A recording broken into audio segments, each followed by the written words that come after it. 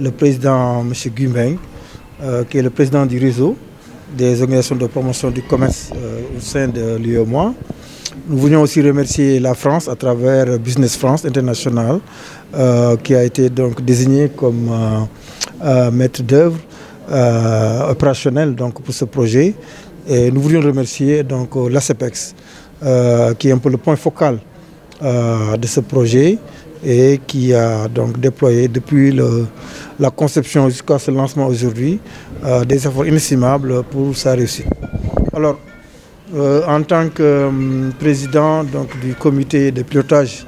au niveau du Sénégal de ce projet qui s'appelle donc Talent Africain à l'international, TAI, je ne peux me réjouir qu'à un triple titre.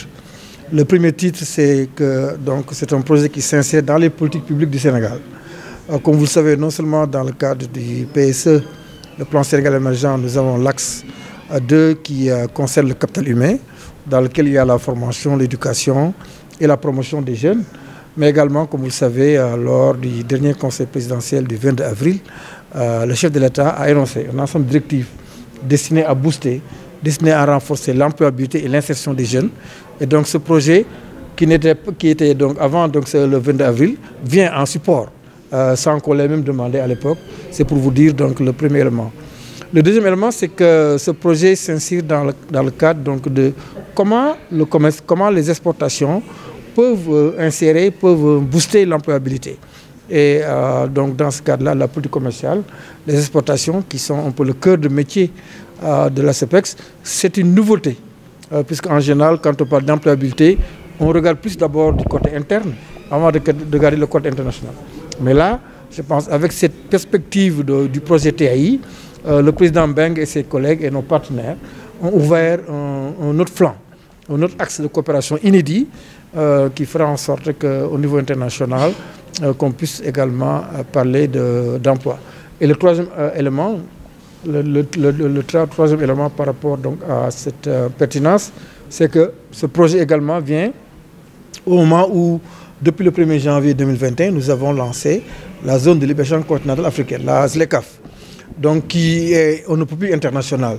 Mais comme nous sommes déjà à l'UEMOA, comme nous sommes déjà dans la CEDEAO, et que pratiquement nos échanges sont à plus de 50% au niveau donc, de cette zone, nous ne pouvons que donc, nous réjouir et anticiper du fait que, avec ce que nous avons fait au niveau de l'UEMOA, avec ce que nous avons fait au niveau de la CEDEAO, ce que nous ferons au niveau de la ZLECAf sera encore davantage porteur d'emploi pour les jeunes qui seront formés dans les domaines du commerce international et pour tous ces aspects-là. Alors, nous avons tenu en compte cet informel de la façon suivante. Les critères d'éligibilité qui ont été donc définis en relation avec nos partenaires tendent vers le secteur formel, on va dire. Mais puisque nous sommes conscients que d'une part les PME et PMI constituent l'ossature de notre tissu industriel et d'autre part ces PME et PMI pour la plupart sont donc informels, nous avons tenu compte du fait qu'avec la mutualisation, donc c'est le président Beng qui a créé donc ce concept de mutualisation, les membres du secteur informel qui vont se mutualiser et donc qui vont prendre forme pourront bénéficier de ce projet. Peut-être pas individuellement, mais une fois que donc, la coopérative aura bénéficié de ça, ou bien une fois que la mutuelle aura bénéficié, eh bien individuellement, ces entreprises-là pourront également en bénéficier, mais ce sera sous le paravent et sous l'ossature, et disons le parapluie, donc de l'organisation qui sera mutualisée. Tay dañ fi dajé won pour waxtaan ci ben projet bu bees bo xamanteni réseau bi nga xamanteni mom mo lekkale mbolém organisme yi accompagner entreprise ci sen njaayum bitim rew ci fétéwu fi ci Afrique sowu jant ñom ñoo dajé won fi pour di jëmmal ben projet bu bees bo xamanteni sunu partenaire yi ci andal moy Business France ak ambassade de France bi nga xamanteni mom mo nekk ci sunu rew yi donc pour jappalé ndaw ñi jappalé entreprise yi ci ñaari volet yoyu pour que ñu mëna jël ay ndaw taggat leen ba ñu mëna dem ci yeen entreprise yi dimbali leen pour seen njaayum bitim réew gëna ñong et lolu buñ koy def nak dafay fekk né entreprise yi ñom soxla nañ lolu parce que ci marché international bi ñu nekk dañ ci soxla ay compétences yo xamanteni xëy duñ ko am seen biir mais suñ leen tagatalé ay ndaw jox leen ko xëy dina leen yombalal seen njaayum bitim réew ba taxna yenn jafé jafé yi duñ ko am kon loolu moo nekkoon solos ndaje mi mu am comité régional boo xamante ni mettre nañ ko en place kii di féete sama ndijoor muy président Guy Mbengue bi jiite mooy sunu homologue bi nekk Côte d'Ivoire moom moo jiite mbooleem këru liggéeyukaay yooyu nga xamante ni ñoom ñooy jëmmal njaayum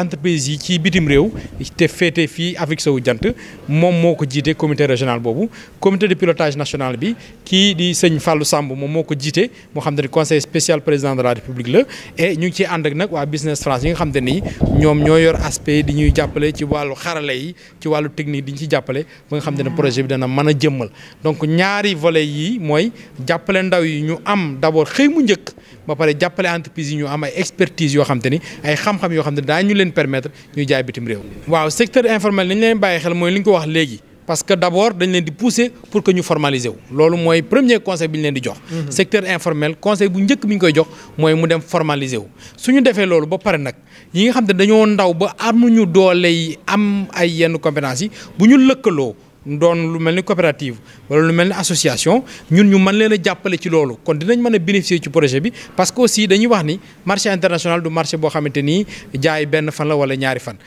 xam-xam la liggéey la bu yaatu boo xam ne dafa diis kon entreprise yu digg doomu wala yu ndaw yi nga xam amuñu doole dafay laaj ñoom ñu lëkkaloo pour que ñun ñu mën leen ñëw jàppale bu ñu lëkkaloo ñu mën leen ñëw jàppale dañ ci gis seen bopp mais